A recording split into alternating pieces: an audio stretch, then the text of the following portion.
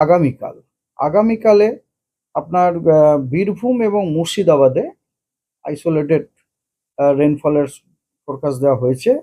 অন্যান্য জেলাগুলি শুষ্ক। পরশুদিন ডে 3 অর্থাৎ 13 তারিখে পুরুলিয়া, বাঁকুড়া, ওয়েস্ট বর্ধমান আইসোলেটেড রেনফলের সম্ভাবনা আছে। অন্যান্য জেলাগুলি শুষ্ক। আর ডে 4-এ অ্যাকচুয়ালি 3 দিন পর্যন্ত বলাটাই ভালো, কারণ আমরা তো আপডেট করি। তবুও ডে 4-এ আপনার পুরুলিয়া, বাঁকুড়া, বীরভূম এবং ওয়েস্ট বর্ধমান এই কটি জেলাতে আইসোলেটেড রেনফল হওয়ার সম্ভাবনা আছে। অন্যান্য জেলাগুলি ড্রাই। এবং ডে 5, ডে 6 এবং ডে 7 এগুলি সবকটি জেলায় শুষ্ক।